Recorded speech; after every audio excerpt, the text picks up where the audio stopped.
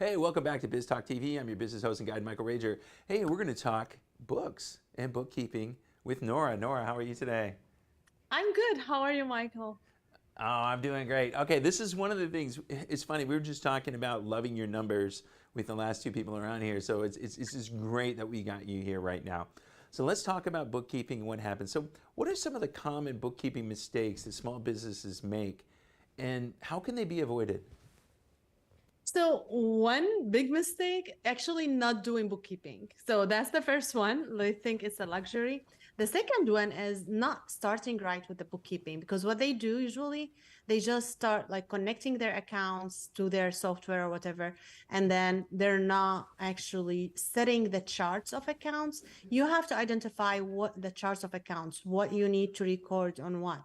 Basically, it's for example, like this is for marketing. So that's an account. Marketing is an account. Sales is an account. You know, if you want, if how you want to see your numbers.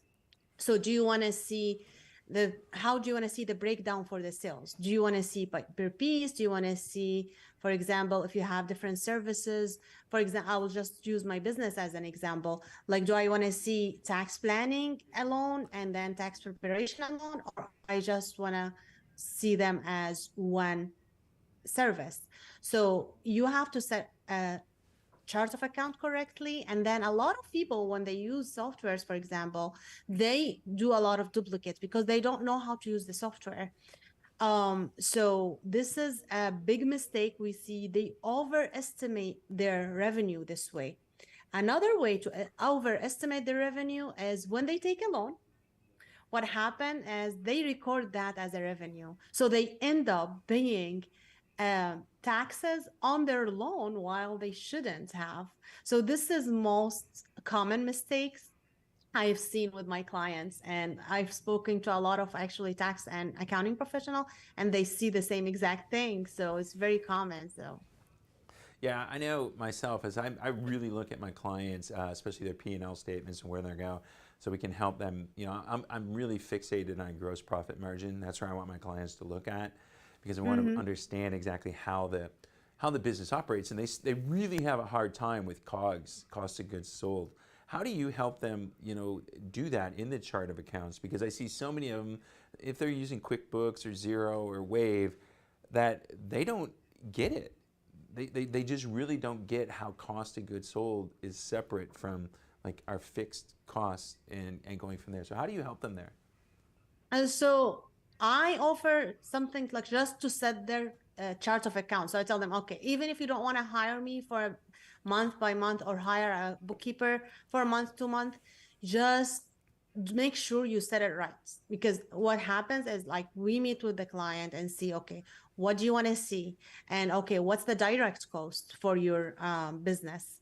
So basically that's the cost of goods sold. Like if you need, for example, if you have a bakery, right, like you want to flour as a cost of goods sold. That's just an example. So anything that you need directly to make the product or the service you're offering, that is cost of goods sold. So if you have your chart of accounts set correctly, just hire someone to do it for you correctly. Like we meet with the client, ask them exactly what they need to see, what they have, what's the cost involved.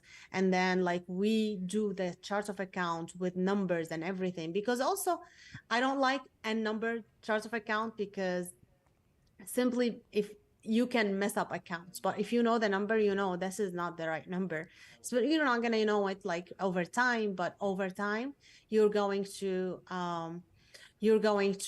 memorize those number, and you will see, you will catch mistakes because it's so easy to make mistakes because it's kind of boring, right? To do it. No, I agree with you that those chart of accounts and understanding is it. And when I teach my clients, it's COGS goes to anything that I spend money on because I sold something. Mm-hmm. And my fixed costs are things that I've got to pay no matter whether I sold something or not. And if we can get them to understand that, I think that gets away, 50% of the problem. But then it comes to the next thing is reconciliation. And I was telling you before we got on air, like I'm the worst reconciler. I wait till like January of the year after to start reconciling. How often should we be reconciling for our business? How often should we be checking everything? It should be a monthly reconciliation. So that's when reconciliation happen every month. Once you get your bank statement or your credit card statement or your loan statements, anything that you need to reconcile, you have to do it on a monthly basis. So usually like in the, first day or second day of the month, you will get those statements. So you start to do reconciliation, because if you do not do the reconciliation, you're not going to have an accurate report. So how can you know your gross margin? How can you know how you can monitor everything else that you need, KPIs, everything? You cannot really do that, because if you do not reconcile, I assure you that you will find a mistake. You're either missing something or you are duplicating something. And it's very, and if you do not categorize it, especially if you're using software, if you're not categorizing that, it's not going to be showing on your report. So your numbers are going to be incorrect. Therefore, your decision is going to be incorrect. So let me ask you another question that goes with reconciliation is receipts. Keeping receipts, what to keep, what not to keep. They end up in my wallet and they end up crushed in a little ball, and then they sit in the sun and then they disappear and I can't see anything. What receipts should we keep and how should we keep them? Well, keep everything. Every single thing that Everything, you're come gonna on. put in your books, you should keep. So here's an easy way to do it. Like if you're using a software like, for example, the QuickBook, like you said, you can snap them, right? You can snap them into software and just take a picture from your phone. Another good way is like if you're using Google Drive or something, just take a picture, even on your phone. Have a file with all these receipts. But like I would say, if you, for example, going for lunch with someone on business, right? You maybe like a partner, or maybe you're a client or a prospect. You want to charge this to your business. So it depends on like how it is. Sometimes it's 50% you can charge because you're going to eat anyway, right? Last 2 years, they allow us to do 100% deduction. So, but you have to write at least on the receipt, like take the receipt, because now like they don't give you the receipt unless you want it. Take it because it's a business expense. Write down who did you go with and what actually you did in this meeting. What are you hope to accomplish? Just like, prospect, meeting with prospect, or maybe, for example, like I'm just going to give an example of me meeting with a client. Let's say we're meeting outside for lunch, but we're doing the chart of account, discussing the chart of account, how we want to set it, meeting with this client to do this. And then just keep it on folder month per month and just keep them there. This way it's easy to reconcile. And also when you do your taxes, if you were selected for audits, you have everything, so you don't lose your deductions. You don't want to lose your deductions just because you do not have anything to support it.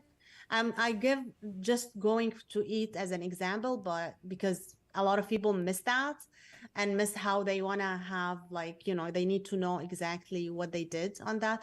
But this goes with a lot of things. For example, also um, um, also like mileage, right? Because you're gonna drive, you want to see like how many miles did you drive, all of these information. So those can be more complicated than just regular invoices, but this is how you want to keep every single thing. Easy things like Canva, if you're using Canva, for example, or something else, you can just save those, or you can go back onto your software or whatever software, like online. You can just keep them per file. You can use, like I said, like any way to save them, like on your computer, on your drive. It's easier to have them on the cloud, so you Yeah. can get them anywhere you are. Yeah, I know. I've done that. I was audited before, and it was fun. My IRS guy hated me because I was kind of a jerk. But imagine that. So, Nora, it's been great. I appreciate everything you did today. If people want to get a hold of you very quickly, we got about 15 seconds. How do they get a hold of you? So they just go to my website, noorasbooks.com, and they go to contact us. They can book a call with me, a free call, and we can talk on Zoom and see if we're a good fit. Awesome, awesome. That's some great stuff. I can't wait to get into more of it next time. This is Michael Rager, your business guide here on Now Media Television. We'll be back with more right after this.